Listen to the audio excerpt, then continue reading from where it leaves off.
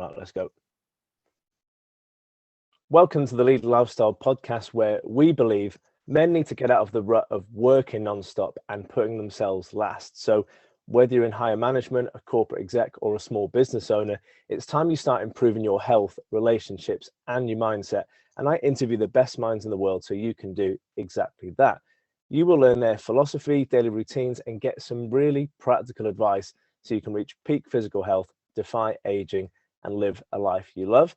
And that is the Lead Lifestyle. So my guest today is Bjorn Andreas Bull-Hansen, who has a simply amazing YouTube channel where he shares knowledge on Viking culture, bushcraft, men's mental health, and a ton more. And we're talking anything from COVID, political opinion, to some campfire chats about life. So Bjorn is also a best-selling novelist, and he's also got a background in elite powerlifting. So I'm just a massive fan.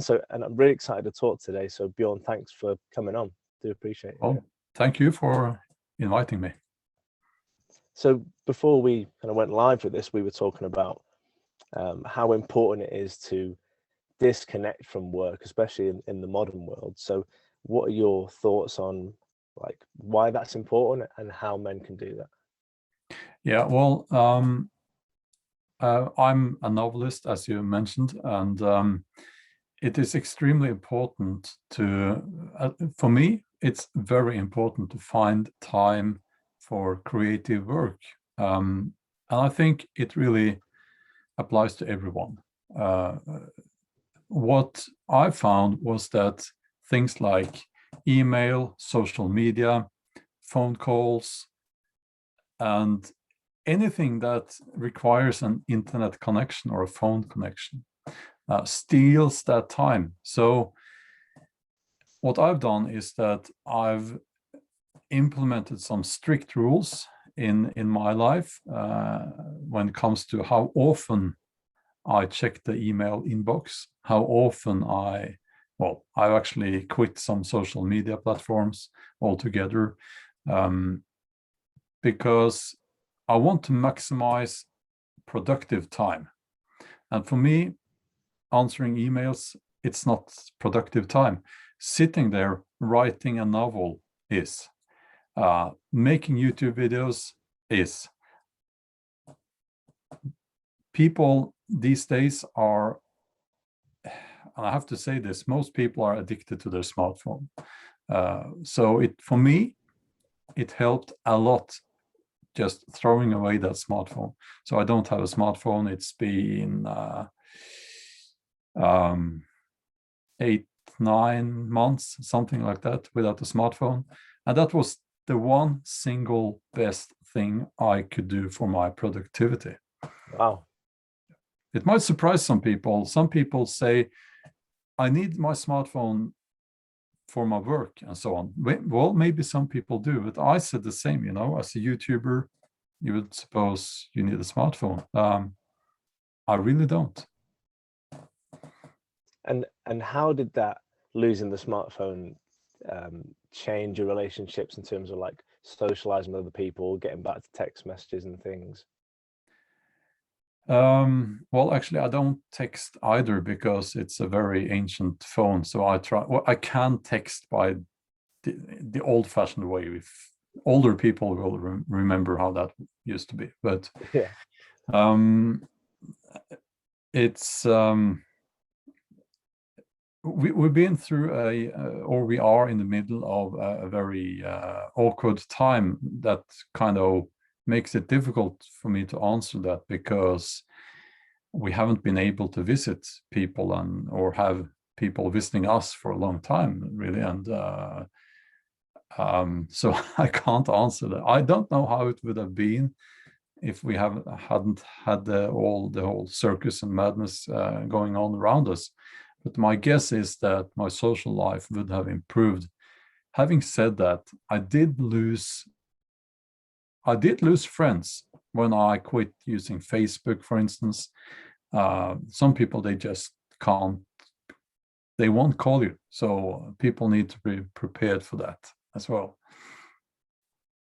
Yeah, but I suppose, and this is a judgment, so tell me if I'm wrong, I suppose those people, those friends that you weren't in contact with now because of Facebook, you perhaps weren't having deeper conversations with them anyway. Well, yes and no. It's yeah, I don't know. It's again a little bit difficult to answer because we have been limited as well because of the restrictions when it comes to socializing. So I really don't know. We'll see as time goes by. Yeah. I guess. But my personal relationships, like in the family, I believe has improved. Now, the rest of the family, they do have their smartphones, but at least I'm not sitting there glued to my smartphone. So yeah, that's an improvement, of course. So do you think you're more present now? You're kind of more aware of what's going on when you're in conversations? Oh yeah, absolutely. I am much more present. And that was the first thing I noticed, that I'm here and now. I know what's going on around me. I am more attentive to other people. Also, it's amazing how much time you get. People say, well, I don't have any time, spare time. Well, most people, they do. So, yeah. Was it hard to do the first few days? Did you feel like your brain was kind of addicted and it was pulling you back to the smartphone? Not really, but I was never one of those people who used the smartphone that much because for many years, I've seen it as a problem actually. So it was not a problem for me.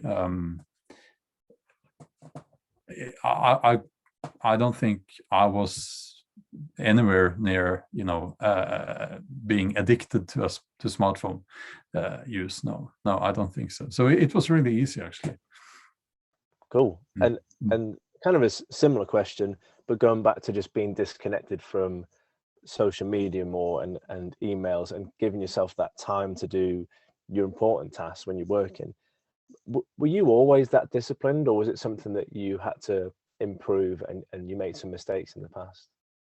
Well, I've always been disciplined as a person. I think I have the right to say that because I have a sports background, which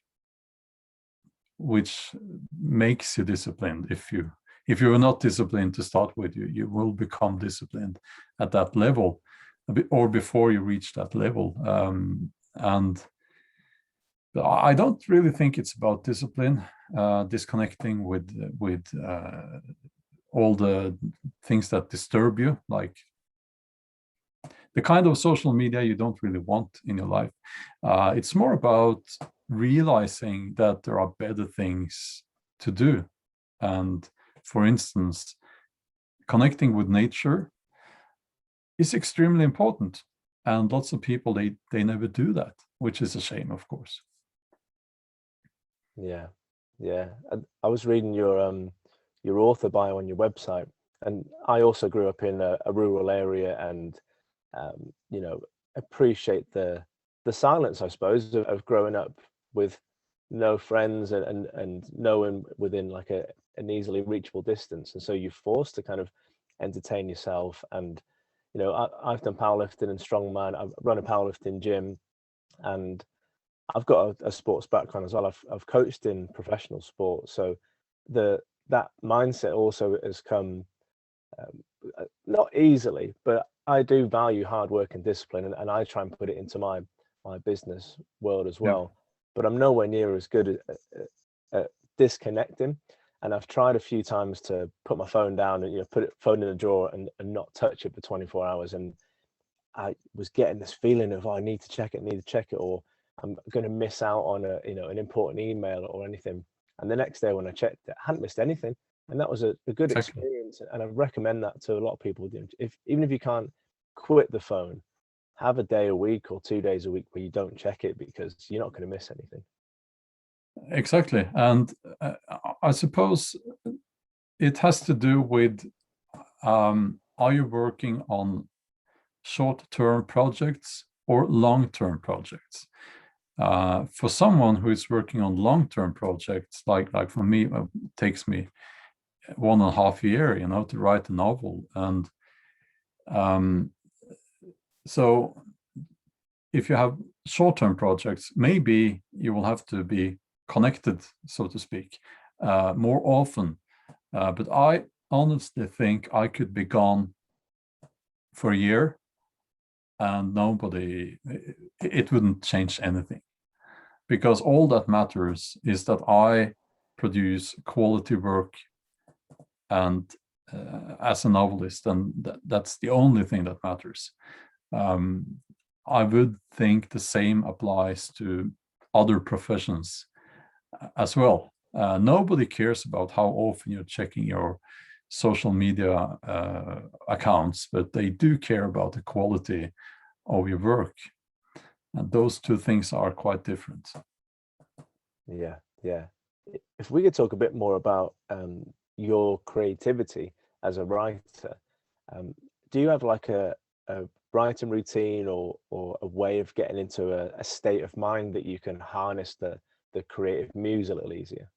Yeah, well, I need silence and I need to get up early. I don't have an alarm clock or anything like that, but I get up normally around 5 in the morning, and I get straight to work writing, and that's how I do it. I've never had problems finding inspiration. It's all a matter of getting up, starting without doing anything else before I do that. So yeah, that's how I do it. I've always done it that way. Yeah, I think that speaks to the addictive nature of social media and technology, because they're designed by clever people to trigger dopamine and Yeah, reward kind of loops in your brain. So I've experienced when I've removed myself from social media and been a lot more disciplined with morning routines and work routines in the morning, that you're not draining your creative energy by giving it to someone else. You're putting it into your work as well. I don't know if that's scientific at all, but that's just kind of how it feels for me. yeah. Well, I want to touch upon another subject as well here that kind of plays into this whole thing here. Diet is important, and I'll give you my honest opinion. I'm not alone of having this opinion, but I've been guilty of eating way too much carbohydrates. In a traditional Norwegian diet, you will eat bread and so on.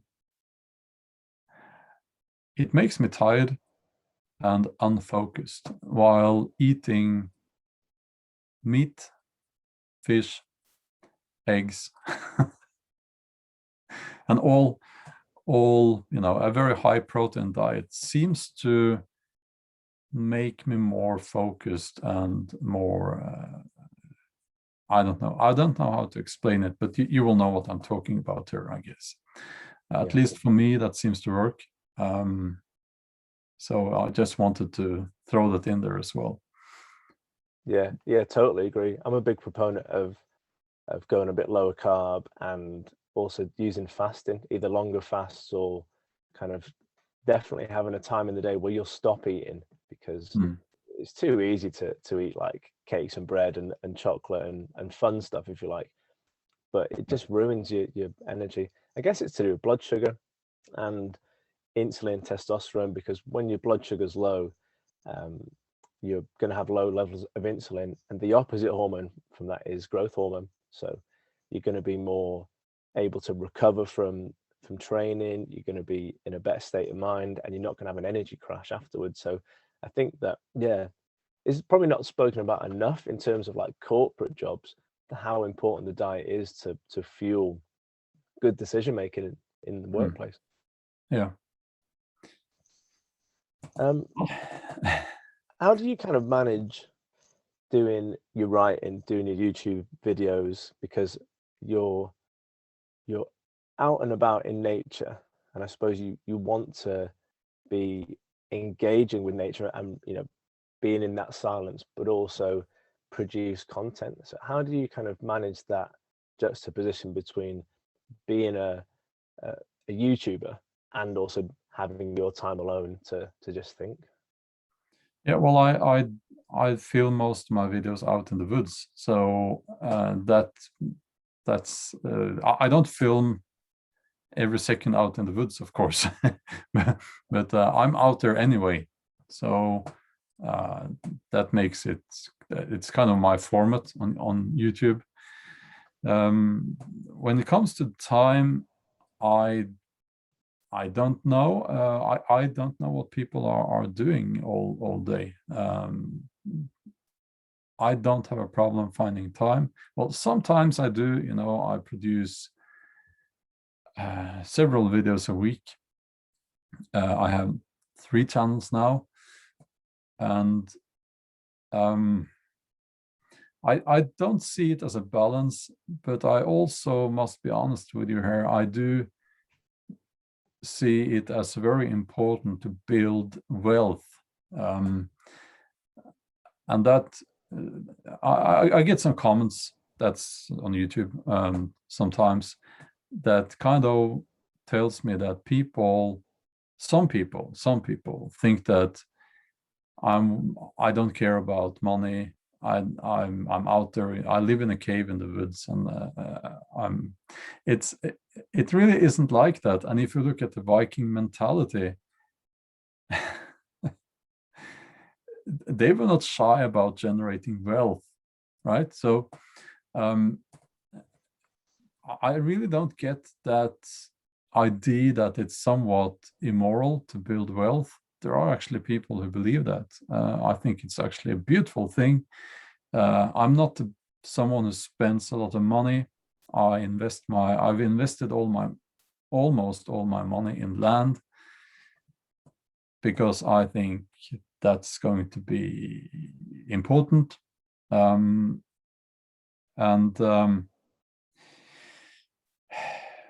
Yeah, I think I answered your question there. I hope so. Just wanted to say that I'm not shy about generating wealth, and it is one of the factors motivating me to work hard. It absolutely is. Yeah, no, I totally agree. I've had those issues myself, those mental discussions of, whether it's moral or just to build wealth, but I've been completely broke and I couldn't help anyone or invest in anything or support my future. So it's much more beneficial to everyone around you, I think, to build wealth and do your best. And let me just say that when I say generating wealth, it's different from earning money, because you can generate wealth in many ways. And I am really talking about generating wealth so that when I'm gone, I will have left something for my kids, which is again going to be important. Yeah, and what I see a lot, Bjorn, is men who are trapped in their jobs because they've overshot what they can afford on a mortgage because their salaries allow them to get credit. They're driving around in a car that they're probably driving it to show off to other people rather than actually, drilling deep down in their soul and find out what they want to do with their life. And then they're working just to pay the bills for a life to show off to other people. Yeah, well, I think what we miss in schools now, lots of things actually are missing in the education, but your personal economy, managing your personal finances, that should be part of, every kid should learn that in school. And if you need to have a big mortgage or loan to keep your car, you shouldn't buy that car. I mean, buy an older car. I have an older car, and there are lots of things we could do, extending our house and so on, but we won't, because it's not really a good investment of money. So if people would be a little bit more wise when it comes to how they spend their money, They would be, you know, after a few years and decades, you will see huge differences between people who spent their money wisely and those who. I think it's so important that people think about these things. What differences in particular would you see between someone who'd managed their wealth properly versus how much wealth you have generated? Yeah. Now, someone who lives this life with a lot of debt and no wealth, that's not so good, you know. And what we're seeing now, just because you mentioned that, we're seeing that the banks here they have ads. They are trying to get old people to take up loans so that they can spend more money. Of course, the banks want that. It's not a big mystery why. But I do suspect that there are also, well, I know actually that there are lots of old people who are doing that, which is highly irresponsible in my mind. That's not why you work all your life and generate wealth. You do that to leave something for your kids, not to spend it all. At least that's my opinion. Yeah. I find that really sad, how banks treat people. I used to work in a bank, and you know, I was a cashier, so I was on the counter. And I'll tell you a story. If I didn't interrupt there, did I interrupt you there? No, go for it. Yeah. Well, you see, I was victim to to identity theft. Wow. Many years ago, someone used my name, and what I had to do, I had to call the bank and tell them about this. So they how was it? They stopped or they canceled things so that he could not. This person, I don't know who that was, but anyway, you know, I can't explain it in English, but you know what I'm talking about here. So. Yeah. After a while, I thought, okay, it's safe again. So I called the bank and I told them, oh, okay, I think this is safe. We can get all these things working again. Now, the same day, some company called me and said that now that I am able to take up a loan again, they wanted to offer me a loan for you know, one of those loans that people take to spend money with a high interest rate.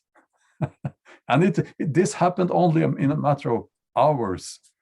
So that makes you think, right? Yeah, as soon as you popped up on the system as a customer, they were on you. Yeah. Yeah, it's dirty how they treat people. Really is. I'm just conscious we've got about 10 minutes left. I want to touch on two things before you go. The first would be like, how can men start out, men who live in cities, men who've got office jobs, how can they start out with a simple, practical way to kind of get out into nature and relax a bit more and have that as a routine? Yeah. Okay. So here's what I recommend. Get a dumb phone. A dumb phone is a phone with no GPS, no social media. You can call and you can text. That's all. Or flip phone. I think people call them flip phones. Old-fashioned phone. And you take your SIM card, you put it into that phone. Then you leave, go camping for a weekend. And that's how you should start, because then you get into different surroundings, you get closer to nature, and you are forced to listen to the silence. You're forced to listen to the world breathing, so to speak. And with that experience, which will be a pleasant experience for most people, go forward and try to limit how often you check your email. I think actually email is the worst distraction that we have. today. Look at your social media. Do you really need all of them? I think, for instance, YouTube is a great platform, except the censorship. So while Facebook probably isn't that positive, but take a look at all the time you're spending on these social media platforms, and see if you can limit this. You will need some discipline, and yeah, well, that's at least where you can start. Yeah, brilliant. Thanks for that advice. And then the last thing I wanted to touch on was, I saw in one of your videos that you were issued a COVID passport in Norway. Like, Yeah. how's Norway's constriction of personal freedom, like, is it different from other countries now, or how is it impacting your life? I mean, I just want to know more about it, basically. Yeah, okay. I'll try to yeah, okay. Now, Norway is following the EU, and they have implemented a COVID passport. COVID certificate is what they call it. So if you're, and they have different rules when it comes to traveling and entry into, a concert or a festival arena, sports arena, depending on whether you have a green card or a red card on that app. Now, I don't have a smartphone, and as I said then, so I don't have that app. But what you can do is you can print out what they've written there on your some governmental website for every person, and I'm not valid. It says it's red and it says not valid. Well, that's nice, because I won't be tested. I've said no, I will not be tested. As far as I know, I haven't had COVID, and I certainly won't have any of those let's call them vaccines. Now, I'm not saying that you're a bad person if you take the vaccine. Don't get me wrong here. I'm just saying that those are my decisions. I've made those decisions for myself, and I won't be coerced into doing different. So I can't travel. Well, I can travel out of Norway, but I wouldn't be able to get back in. Wow. So it is really, it's a serious situation. If you care about personal freedom, things have changed dramatically, and this is, yeah, I've talked about this on YouTube. It is really serious. It's bad. It's really bad. And people would say, well, why don't you just do as they say? Yeah, well, people have said that before, back in history, World War II, the Soviet Union, China, and so on, and so on, and so on. So we have become a papers, please kind of society, and I don't like that. That's the situation in Norway, and sadly in many other countries. I know that in at least some states in the USA, they have made it illegal to use such a COVID certificate, which I think is a really good thing, that they've made it illegal. Yeah, I totally agree. I think that once you've made a decision for yourself as a citizen of a country, you don't need to have a reason for why you've made that decision. You just should have the freedom to make it. Yeah, exactly. And now I've been looking into this, and I will be careful here because the censorship is really heavy on this subject. Makes you wonder why. But the reasoning behind it is, of course, that someone like me will spread the virus. From a scientific standpoint, that's not correct. And I encourage people to look into the real science. It's a bit boring, because you have to read the papers yourself. But when you do that, it's a real eye-opener. But if you put the smartphone down for a couple of days, you will have time to do that. And most of them are available if you do some proper, if you do a search on the internet. Most of these scientific papers are available, and they are accessible to the public, most of them, because they have to public. There are rules you can't keep. There are certain things you can't keep secret, and so on. Yeah, so I do encourage people to look at that. Yeah, no, I appreciate that. I'm just curious about the censorship, because I haven't heard anything about that. Is that on YouTube, like, or is that platform specific? It's everywhere. And not get caught.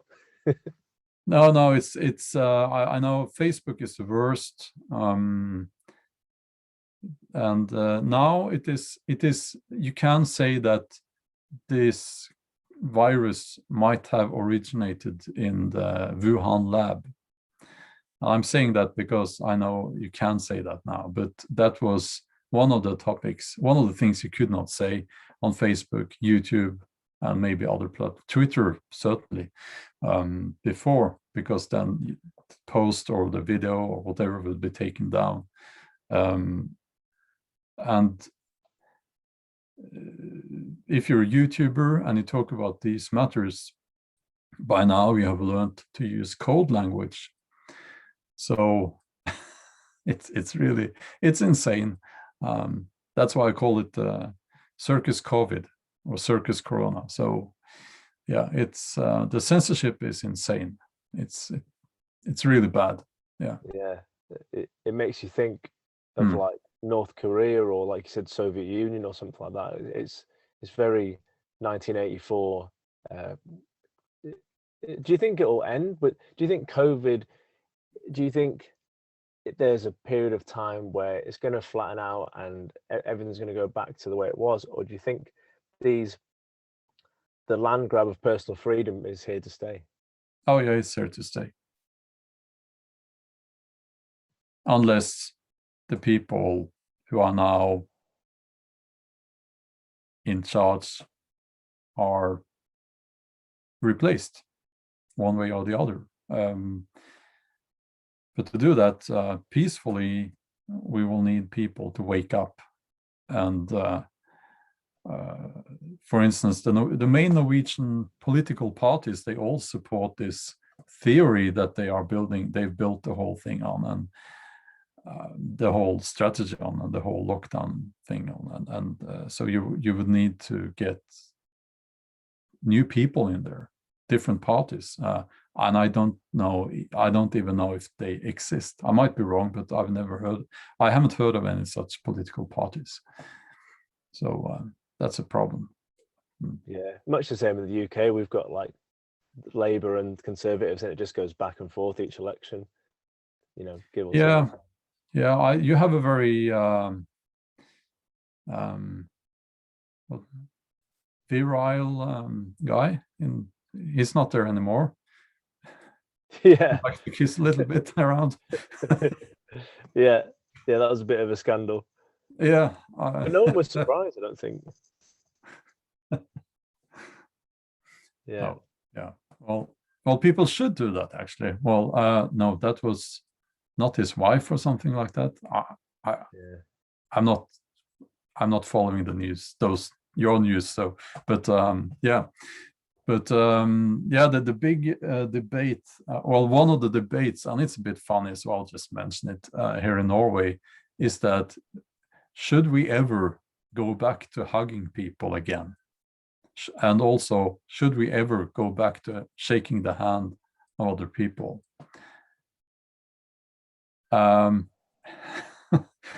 It makes you wonder when they can, when that's a debate, because it shouldn't be a debate. Of course, we should have a natural physical contact with other people. It's yeah. So well, there is there is research showing that social contact, like physical touch, is linked to how long you live. It's linked to your health. You know, monkeys groom each other, horses groom each other.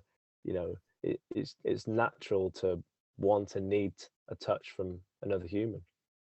Yeah, it is. And you know, when it comes to shaking the hand of other people, I think actually we could do without that. So, speaking from a health perspective, because it's not really physical contact the way I see it.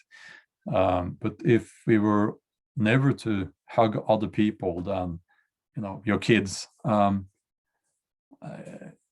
And I'm saying that as someone who I used to say there's too much of this hugging going around. Everyone is hugging each other now. But I changed my mind on that one.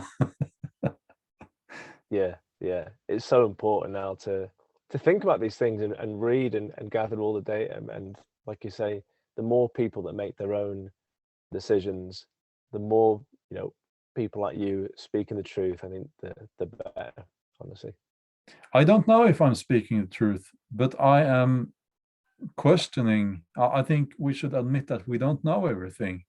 And when there are people who say that we know this is how it is, and we are certain about this, then you should start questioning that, because it cannot be true.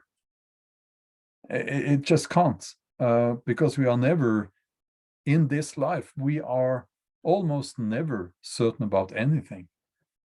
So all we can do is, and what we should always do, is to gather proper information and make the best decisions we can based on that information. And what's happening now, which is so disturbing, is that we have other people like the government and so on, making those decisions for us. That is not okay. Nobody should accept that. But I'm very close to getting into a rant here, and I'll spare you for that. Well, we'll watch your YouTube videos for that, and I know this is probably you out of time now, so I'll wrap it up. So we first spoke about disconnecting, get a dumb phone, take some time out in nature, go camping to get started, and be disciplined with producing work that really means something to you, and do that perhaps the first thing in your day, and have a routine with that. Is there anything that you want to add, or could you mention where people could follow you on YouTube and your website? Well, yeah, my website is it's bull-hansen.com. Bull-Hansen with an E.com. And I put most of my videos there, and you'll find more information about what I'm doing and my work on my website there. Yeah. Lovely. Well, thank you for taking the time. Won't keep any Thank longer. you. It was lovely to talk to you. Likewise. Well, have a great day. Thanks for doing this, Bjorn.